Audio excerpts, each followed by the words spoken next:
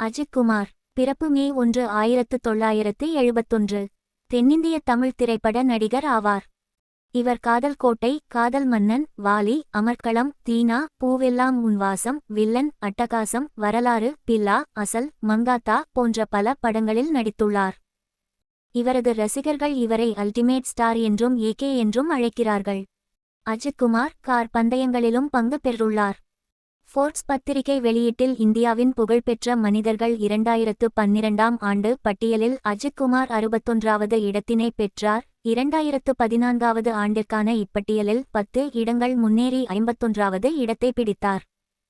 மேலும் 2013வது ஆண்டில் கூகுளில் அதிகம் தேடப்பட்ட தென்னிந்திய திரைப்பட நடிகரும் ஆவார். அஜித் ஜெர்மனி, மலேசியா உள்ளிட்ட பல்வேறு வெளிநாடுகளில் நடைபெற்றுள்ள கார் பந்தயங்களில் கலந்து கொண்டுள்ளார். 2025ஆம் ஆண்டில் பத்ம பூஷன் விருது பெற்றார்.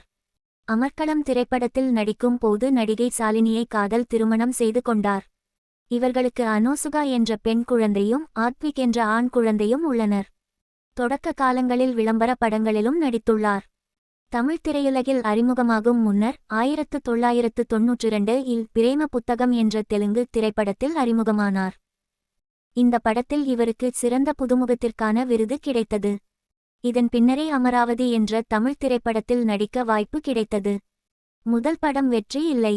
அடுத்த ஆண்டில் பாசமலர்கள், பவித்ரா, ராஜாவின் பார்வையிலே ஆகிய திரைப்படங்களில் நடித்தார்.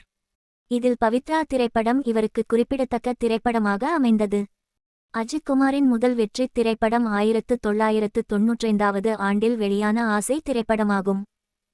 இடையில் மோட்டார் பந்தயம் ஒன்றில் போட்டியிட்டு படுகாயமடைந்தார். இதனால் நடிப்பில் தடை ஏற்பட்டது.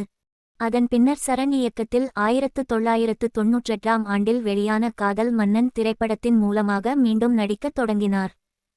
பிப்ரவரி 6, 2010 அன்று நிகழ்ந்த கருணாநிதி பாராட்டு விழாவில் நடிகர் அஜித்குமார் பேசும்போது திரையுலகினரை அரசியல் காரணங்களுக்காக திரைப்பட விழாக்களில் பங்கெடுக்குமாறு சிலர் மிரட்டுவதாக பகிரங்கமாக புகார் கூறினார். இதனால் அஜித்துக்கு ஆதரவும் எதிர்ப்பும் கிளம்பியது. இந்த நிகழ்ச்சிகளுக்கு பின்னர் அஜித் தவிர்க்க முடியாத சில நிகழ்ச்சிகளை தவிர மற்ற எந்த பொது நிகழ்ச்சிகளிலும் பங்கேற்பதில்லை.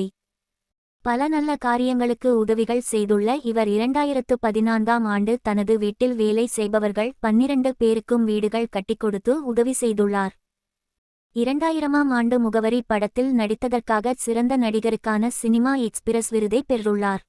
இந்திய திரைப்பட துறைக்கு அவர் ஆற்றிய அற்புதமான பங்களிப்பிற்காகவும் சர்வதேச கார் பந்தயத்தில் இந்தியாவை பெருமைப்படுத்தியதற்கும் அஜித் குமாருக்கு ஏப்ரல் 28, 2025இல் இந்திய அரசு சார்பில் இந்தியாவின் 3வது மிக விருதான பத்ம பூஷன் விருதை வழங்கி கௌரவித்தது. இந்த வீடியோ பிடித்திருந்தால் லைக் பண்ணுங்க, நம்ம சேனலை சப்ஸ்கிரைப் பண்ணுங்க.